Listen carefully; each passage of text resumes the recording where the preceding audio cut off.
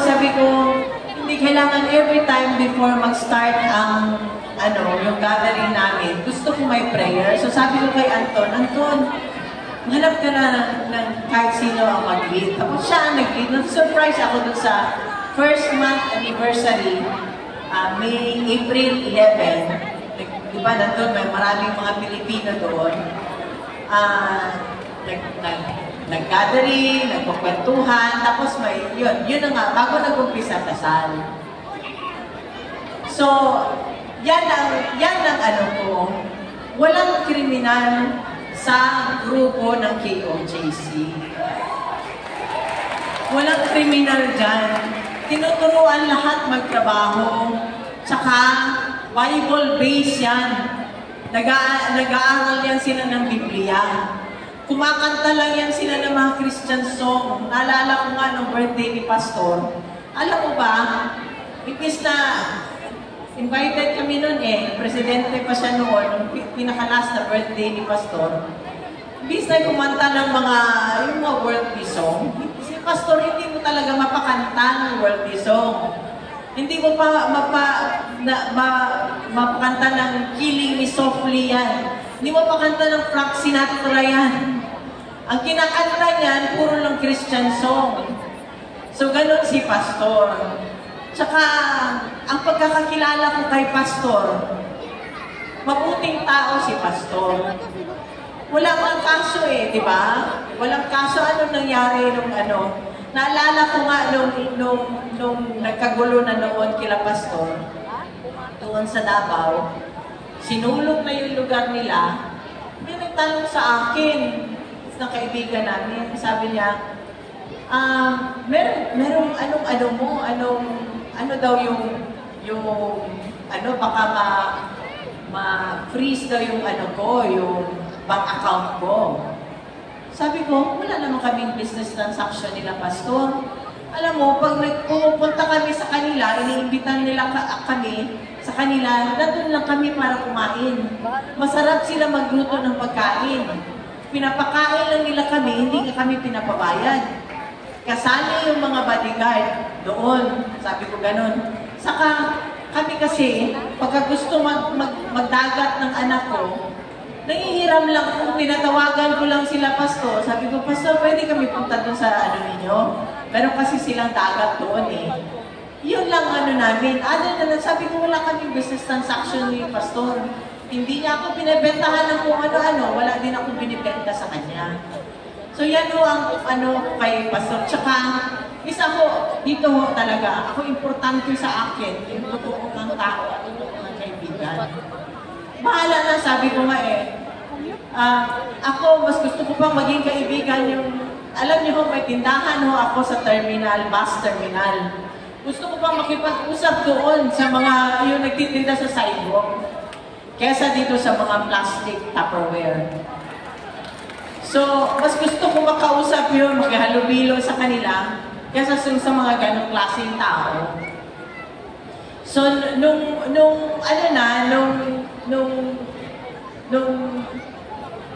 sabi ko nga noon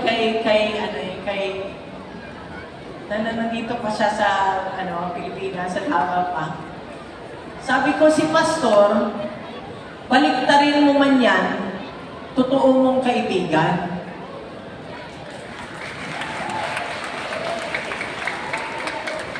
Inoferan man siya ng pera, hindi mo nila kayang bilihin. Totoo mong kaibigan. Kinulong na nila, kaibigan mo pa rin. Yun ang sabi ko kay PRD noon. So, dyan yun ako makita kung anong klaseng tao yung hindi ka lang mabuti porket yung habang nasa baba ka pa, makita mo yung totoong pag-uugali ng tao pagkat nandun na siya sa taas na. Nag-iiba ho ang ugali. Alam niyo, nung nanalo siyang presidente, grabe ang dasal ko. Sabi ko, Panginoon, help me to be humble. Kasi ayaw ko talaga, ayaw ko yung madala. Kaya, I stick to my old friends. Hindi ako, marami noon na nag-imbita porket naging presidente na siya, si ganito, ayaw ko na lang magitin. Di ba? Ayaw ko na lang magitin, pero nag-imbita. Hindi ako gano'n na tao. Kaya nagtatago ako kasi ayaw kong maimbita sa kung saan-saan na ayaw kong puntahan. Ayaw kong makipagplastikan. Buti pa dito. Alam ko, totoo yung kaharap ko. Di ba? Buti pa to. Pag palakpak.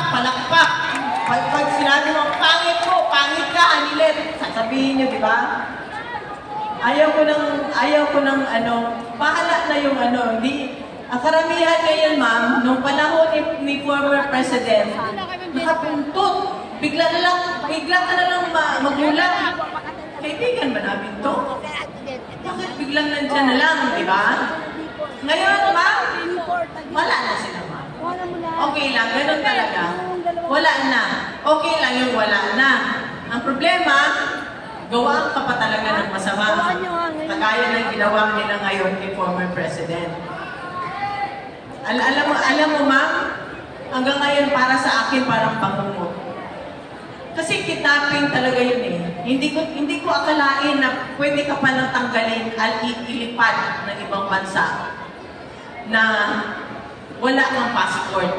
Kasi nung time na yun, is ginagaling kami sa Hong Kong, yung yaya ni Kitty yan na yaya ni Namira ngayon.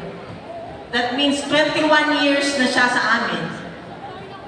Sabi ko, kasi ilang araw ng absent, binog ko na yung flight nun pabalik ng Davao. So, ibang gamit namin, dinala na niya. So, kaya nung nagtaka ako, sabi ko, nung nandun kami sa Villamor, ma'am, paikot-ikot ako. Ako ang lumalabas eh. Natulog na lang si PRD noon kasi maaga yung flight namin. Natulog siya doon sa sofa. Nakita niyo yung litrato nun, di ba? Sa sofa siya natutulog. Ako, labas ako dito sa exit na to, labas naman ako doon, hindi ako mapakali. Kasi gusto kong malaman anong mangyayari, ano ba talaga. So yung isang lawyer doon, tinanong ko, sabi ko, attorney, anong papeles na? Sabi niya, ma'am, ayaw pa ipapasok ang papeles eh, para document yun eh, na pirmahan niya para madala sa Supreme Court. So, tapos sabi niya, attorney, paano yan? Halika, labas tayo, kunin natin. Tapos sabi niya sa akin, ma'am, may nagawa ng paraan, meron daw kaya pala matagal, kasi ang kapal, ganito kakapal. Hindi ako mapakali, tulog kasi siya eh. Ikot ako dito, nataka ako, bakit may aeroplano maingay sa labas? Na maandar hanggang umaga yun, magmula pagdating namin hanggang gabi na yun. So, yun, nung napuslit ko, yung napirmahan na yung document, di ba kita niyo na nangyari? From paglabas namin, di ba kita, wala namang, sino hindi nakakita nun? Sino hindi nakakita? Lahat, di ba? Napanood nyo lahat, di ba? Di ba? Nasa social media lahat.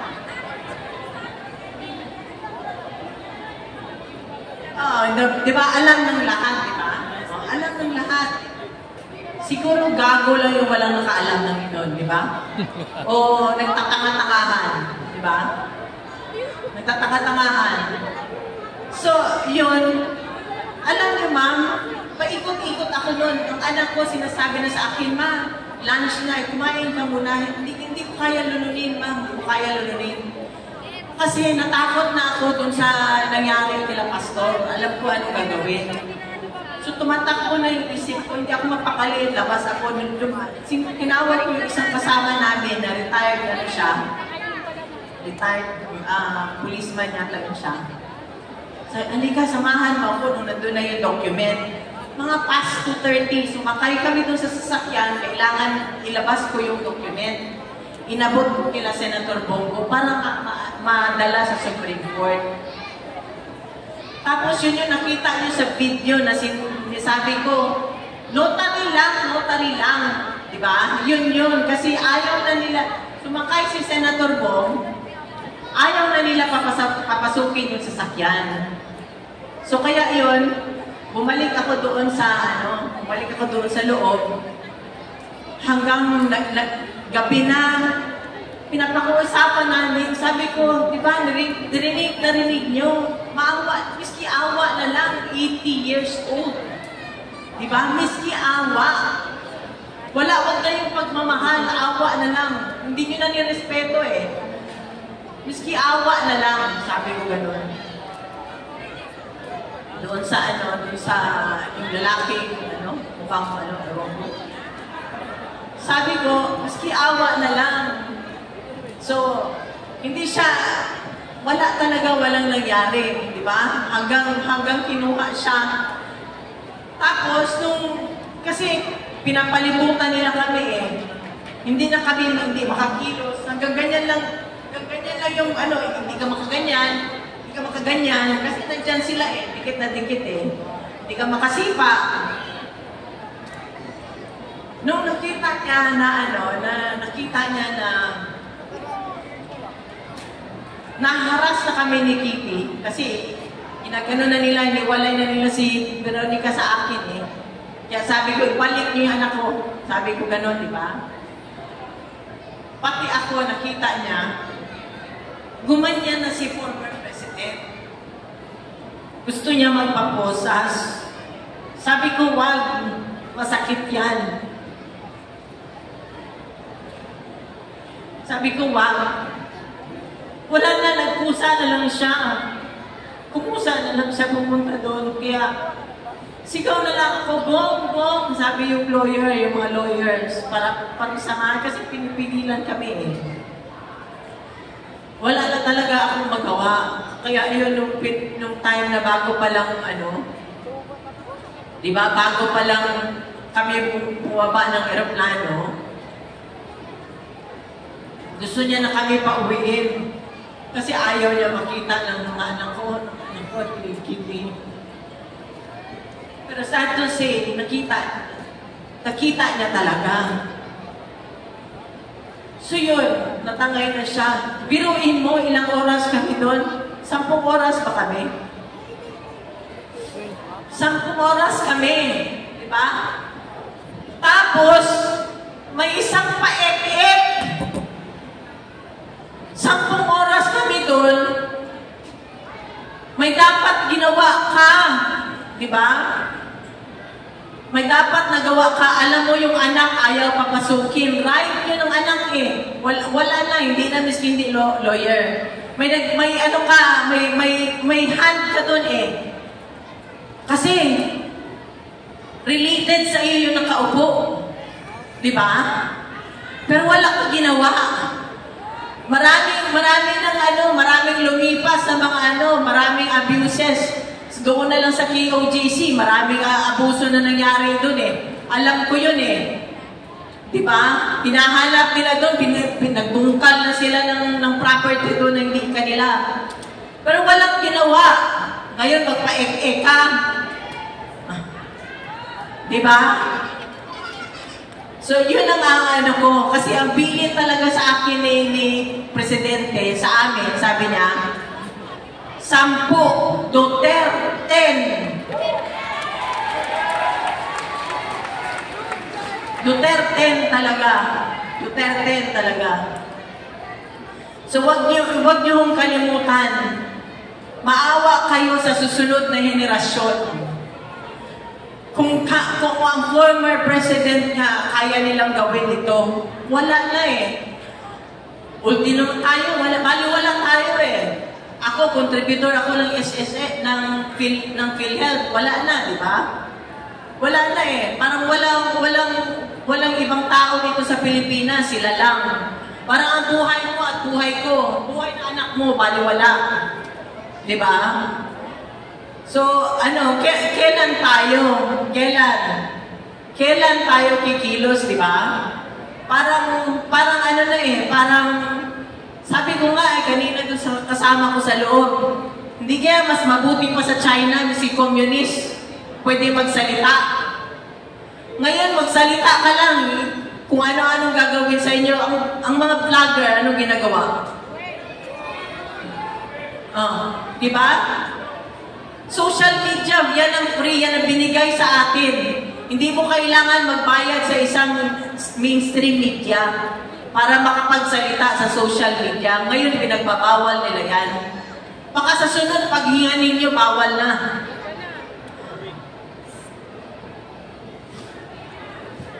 Ang isang kinakasakit ko talaga ng loob, ma'am, tsaka sir. Kasi nung isang araw, may calls kami Tuesdays at Fridays.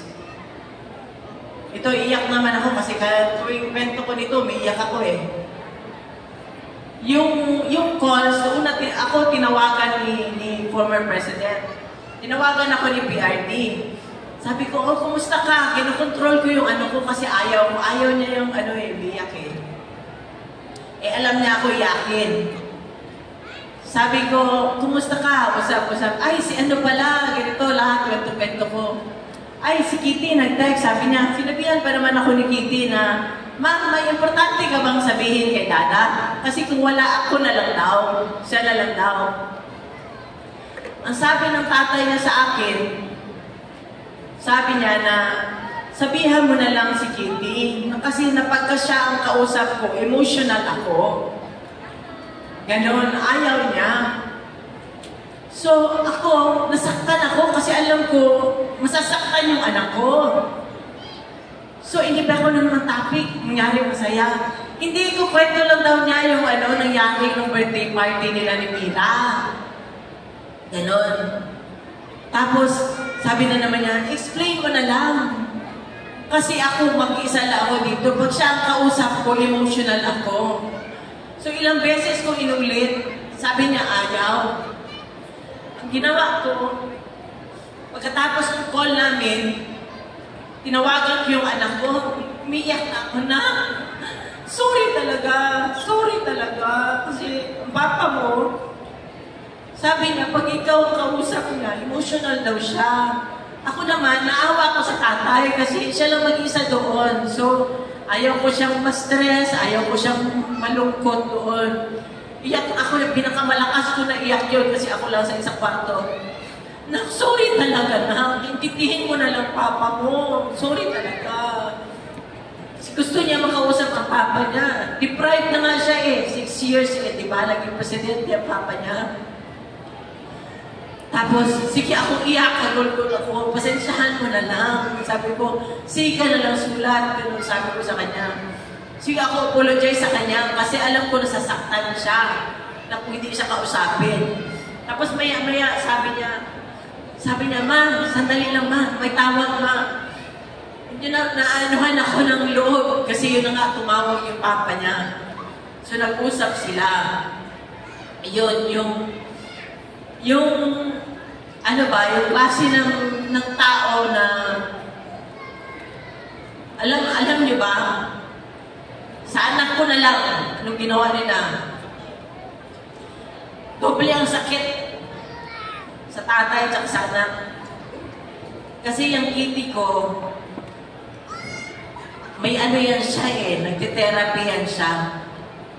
Ang parang security blanket niya, papa niya. So, natutulog pa yan, 20 anyos, 21 anyos, natutulog yan sa tabi ng papa niya. Ang papa niya, magreklamo sa akin.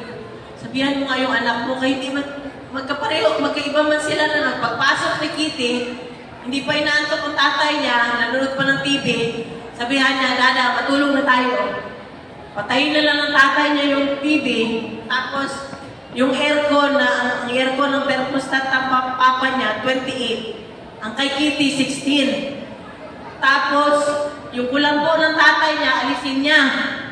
So yung papa niya, reklamo sa akin. So sabi mo yung anak mo, sabihin mo dun sa kwarto niya matulog. Wala akong magawa para ako, wala lang ako, pabingi-bingihan na lang ako kasi isa gusto sa siya naman gusto niya palipati kasi naawa na din ako, hindi din makatulog. Tsaka pag nung nag-aaral siya sa Manila, sabihan niya ako pagka na naman siya, may moment siya, ma, kailan papuntahin mo na si Dada dito, wala man siya trabaho. Gano'n lang sabi niya, kasi gusto niya magbantay sa kanya. Bakit ano ba ginagawa ni Dada dyan? Wala man siyang trabaho. Yung tatay naman niya, naawa naman ako kasi ayaw na sumakay ng aeroplano. Ano na ba? Siyempre, matanda na. So ano ako, hati ako ba? So yan ang dalawang sakit ng dibdib ko.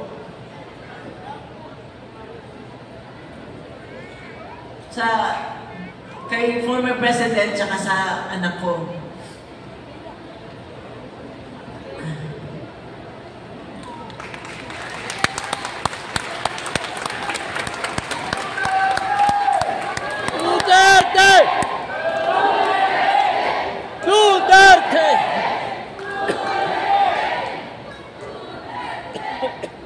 Kaya nga ngayon yung anak ko, naawa ako, nahinog sa pilit. Kita mo biglang nag-mature. Bigla talaga nag-mature, parang overnight nag-mature siya. So, dati yan, yung hindi niya kasi makuha sa akin sa tatay niya, pinadaan niya dun sa tatay niya. Ganun yata pagkababae na anak, di ba? Sa tatay niya, kaya minsan yung si Ninong Bong niya, sinabihan na iyak ko iyakan kami ni Senator Bong, pagtapos na iyak. Kasi kilala niya rin eh. Iyakan kami sa telepono. Tapos, nung tinext, lalo ko siya umiyak nung tinext siya nang sinabihan siya na ko na, Ninong, ikaw na lang muna ang kapa ko kasi wala akong sinabihan niya. Kasi nga yan, yung hindi niya nga ako ang yung disciplinaryan ako eh. So, hindi niya makuha sa akin. Doon siya sa tatay niya. So, yung presidente siya, ginawa niya lahat, di ba? Gusto niya maging maayos ang pamilya, walang adik sa pamilya. Kasi, ma'am, nung sa Davao, may kapitbahay kami doon. Former teacher siya ni Congressman Paulo, Congressman Pulong. Lumapit, mayor pa siya noon, lumapit. Sabi sa kanya, natatakot daw silang mag-asawa kasi adik yung anak nila. Sila ang nag-aaway pagka kunyari napagalitan, bakit mo pinagalitan? Gising sila buong gabi, adik yung anak nila eh. Takot sila gurgurin eh. Yun ang niya. Naalala ko nung pag-ikot namin, halos lahat nun may placard, di ba? Mayor, ang biyenan ko, adik. Lahat, di ba, nung naalala nyo, 2016. Alam mo, ako lang talaga ang nag-refuse. Hindi ako nagpakalpo, di ba? Kasi naaway ko siya nun eh. Alam ko kasi magtatrabaho siya eh. Wala siyang pakialam. Wala siyang pakialam kung anong mangyari sa pamilya niya. Basta gagawin niya yung panunumpa niya. Ganon siya ng klaseng tao eh. Nanumpa siya eh. Hawak ni Kitty yung Bible. Ganon siya eh. Kaya nung araw-araw na siya umaalis, pinapakain ko siya ng sermon, nagagalit siya. Tuwing kumakain kami bago umalis, sabi ko, pag tumakbo ka, ganyan-ganyan, hindi ka wala ka ng privacy, ganyan-ganyan, lahat. Ayaw ko talaga nung na yun na tumakbo siya. Pero wala, nung nakita ko na nung first na sa Cavite, nakita ko na yung ng tao eh. Tuwing mag-a-announce siya ng against sa mga drug addict, alam nyo ma'am, kahit saan ako ma'am, tumatayo ako bigla akong napapatalong sa kinaupuan ko. Pag sinabi niya kayong mga kurap, kasi iniisip ko yung anak ko ang balikan. 12 anyos lang siya doon ma'am eh. Diba? Yun ang ko kasi siya lang yung siya yung minor, walang posisyon sa gobyerno. So yun ang ko, alam ko talaga yung panunumpa niya, gagawin niya talaga. Kaya yun, lahat ng mga may sakit, o PGH, magkano ang budget nun? Diba? Ang sabi ng doktor nun, kala nila ang 100 billion na budget is one time lang, monthly yun. Napupunta sa mga may sakit kasi alam niya yan eh, Nung mayor siya, alam niya, ang pinakaunang inilalapit ng tao, mayor, na ospital, may sakit ang nanay ko, mga ganun, di ba? Wala talaga, katawan na yan ng tao eh. Hindi mo maano yan. Lahat ng pamilya, pag yan ang dumating, kahit na gaano karaming ipon mo, diba? Talagang mawawalan ka pag yan na ano. Kaya nga sinabi, health is wealth. Pag nagkasakit na, wala na tayo. So yan ang ano, sabi ko nga eh, kung sino pa nung, sabi ko, buti pa, nagano ka, naging gago ka na lang ng presidente ka. Mas hindi pa siguro masakit, no? Sana nga, sabi ko, nag-ano ka na lang, namurakot ka na lang, kung ano ginawa mo. Pero hindi eh. Miski na pagod siya, pinilit niya talaga. Miski na sa edad niya, pinilit niya, pinupuntahan niya. Miski na sa Marawi, alam niya, delikado na pupunta siya, lumilipad siya, papunta doon, hindi ba yun alam? Diba? Lahat ng ano pinipilit niya, sinagad niya talaga yung katawan niya. Nasagad talaga ang katawan na sulit talaga yung pinasweldo niyo. Sabihin ko sa inyo, sulit talaga.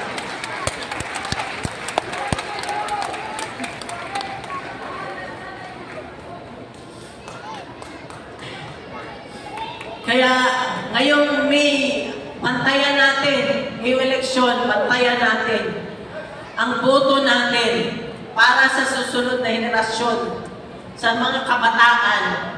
Sana magtino na tayo, magtagda tayo, magluklok tayo sa gobyerno na hindi yung pansarili lang ang gagawin, ang magpapa-elect lang dyan pagkatapos ng pansarili na nila, isipin nila. Yung totoo, sanang may puso para sa tao. Mahirap po yun eh. Ito, si President Duterte talaga, may bintang na lahat. Babaero, di ba? Pero yan, patriotism, di mo maano yan sa kanya. In fact, pwede ko sabihin pa, mas minahal pa niya kayo ang bansa kaysa sa amin. Kasi hindi niya inantala sa pamilya. Hindi niya inantala na makidnap ba o maano ba ang pamilya. Salamat, ma'am. Salamat. Duterte!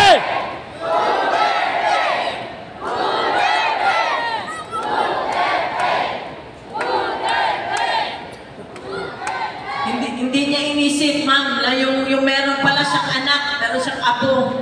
Pag nag-warning siya sa kurap, wala. Pag nag-warning siya sa drug lord, wala kami sa isip. Ang iniisip niya, ang pamilya, ang anak ng bawat Pilipino. Na yung anak mong babae, yung anak mong lalaki, hindi drug addict. Yung anak mong babae at asawa, makakauwi, makakapunta, makakagimik, makabalik sa bahay. Yun ang ano niya. Even hanggang ngayon, nung alam niyo ba na hindi yan siya, ayaw niya ng malamig na lugar. Sabi ko nga, sa kwarto 28, ang thermostat. Ma'am, subukan mo 28 na thermostat.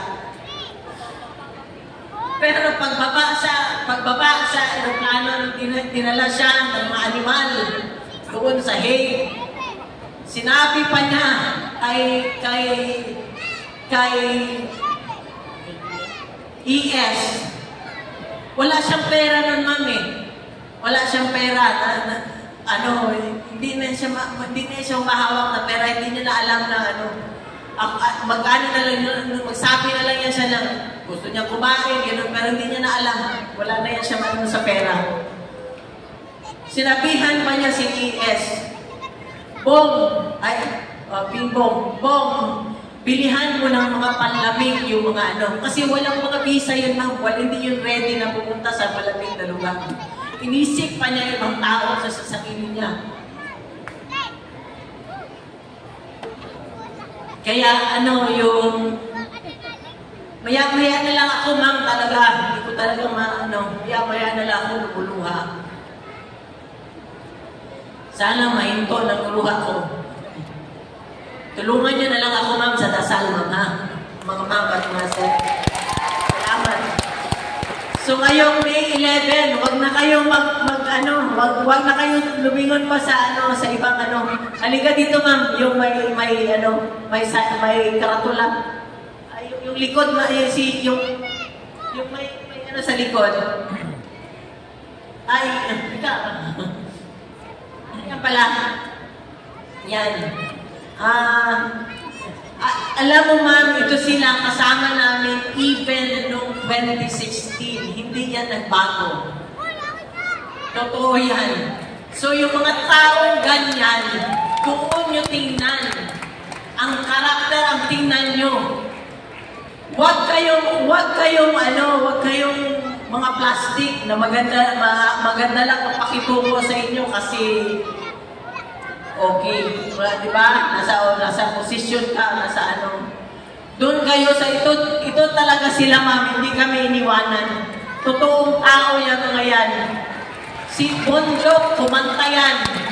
Pero ngayon, nandyan. Si De La Rosa, hanggang ngayon, nandyan. Of course, si Bongo. Alam niyo ba si Senator Bongo? Siyempre, wala na siya income, ma'am. Siya ang nagpapacheck up sa kanya at saka bumibili ng gamot. Hindi niyo ba alam yan? Hindi niya yung nagsasabi. Basta ang mga gamot niya nakakarating na lang sa amin. Siya ang gumagastos. Hinlo. Nasa amin na yan, ma'am, 2016. Totoong tao. Huwag kayo dun sa lumalabas lang tuwing eleksyon na humihingi lang ng tulong natin. Boto natin. Pagkatapos, silito lipat. Pagkatapos, lumilipad. Diba? Pero hanggang ngayon, nandyan. Nakaka-frustrate kasi, ma'am. Wala naman siya nagawa eh. Hindi naman marunong magsalita. Balimbing. Lampino, nandyan na yan. Senator Marcoleta, nakita ninyo. Pastor Kibuloy, kinulong na nila. Binitay nila. Hindi bumaliktad. Hindi napibili ng pera. Rodriguez, kita mo anong ginawa. Hindi niya matiis. Hindi niya kayang sabayan kalokohan. Doon tayo, ma'am. Hindi yung alam mo ng kalokohan, alam mo ng illegal, hindi sumasabay ka pa rin sa kanila. Ibig sabihin, walang prinsipyo. Huwag na tayo dun sa walang prinsipyo. Of course, is the effect, Salvador. Sabihin ko sa inyo, mga matino na tao yan. Nandyan yan siya, na parati namin kasama. Whether sa anong panahon, hindi pa, mayor pa lang siya, kasama na namin yan. Hindi mo kailangan bigyan, hindi mo kailangan aamuin or anong gawain mo para sumama. Wala, yung talagang, ang nanaig talaga is kaibigan. Yun ang nanaig sa kanya. Of course, si Dr. Mata, taga Davao din yan. So sana, ma'am, bigyan natin ng tsansa. Total, yung mga nandiyan ngayon, ang tatagal na eh. Matatagal na, masyado ng matagal. Sobra na sa institusyon. Apo na nga nila, parang sa panahon pa ng lolo ko pa yata yung iba dyan eh. Subukan natin, ma'am. Subukan natin. So, magandang gabi po sa inyong lahat at marami pong salamat. Mabuhay ang Pilipinas at mabuhay ang Pilipino. God save the Philippines. Pagdasalon natin ang Pilipinas, dasal ang ating sandata ngayon, dasal ang ating kailangan. Salamat po. Duterte! Duterte!